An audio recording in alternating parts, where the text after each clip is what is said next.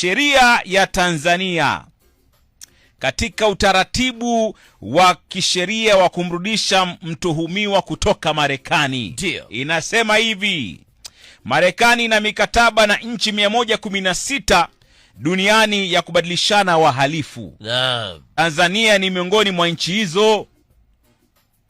Tanzania iliingia makubaliano hayo kabla ya uhuru wa 1931 na baada ya mwaka wa 1965. Kwa upande wa Tanzania, utaratibu huo unaratibiwa chini ya sheria ya Extradition Act.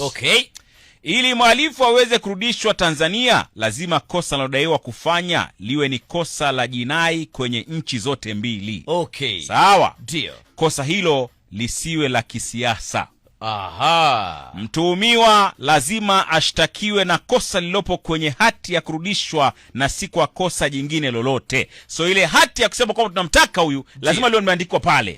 Na ushahidi. Sawa? Ndio. Na mwanasheria mkuu wa Tanzania anataka apeleke maombi ya kutuhumiwa kurudishwa kupitia ubalozi ambao utafikisha ombi hilo kwenye Wizara ya Mambo ya Nje ya Marekani na Ofisi ya Mambo ya Kimataifa iliyopo kwenye Wizara ya Sheria ya Marekani. So, unaomba kupitia ubalozi wako kwamba huyu amefanya kosa A, B, K, D.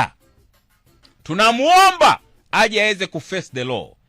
And now because America iko na mikataba na nchi hizi 116, bwana inawezekana. Sawa kwa bwana, mahakama nchini Marekani itaendesha kesi mwanzo. Bwana ndo kama kuamua iwapo inafaa mtuhumiwa arudishwe Tanzania au la. So si mmeshtaki nyinyi? So inakaa pale. Huyu Mange Kimambi Tanzania inamtaka. Wanasema mfanya kosa hili. Je, inastahili aende? So koti inaamua. Alafu mwanangu, hata baada ya mahakama kuamua, mwenye uamuzi wa mwisho kuamua mtuhumiwa arudishe ni wizara ama waziri wa mambo ya nje wa Marekani. Kesi imeamua, jaji amesema regea.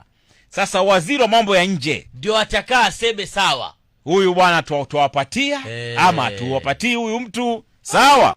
Kwa mujibu wa sheria ya Tanzania, ndio mwanasheria mkuu anaweza kuomba mtuhumiwa arudishwe Tanzania kwa makosa yafuatayo. Nataka muniambie kama Mange Kimambi amefanya mojawapo ya hizi: 1, mauaji, kujeruhi, utekaji, ubakaji, madawa ya kulevya, uharibifu wa mali, ufisadi, biashara ya utumwa, ujangili wa baharini, ile piracy sio, na uhalifu wa mtandao,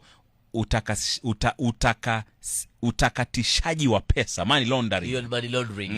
Na uhalifu wa mtandao. Ndio. So mwanangu,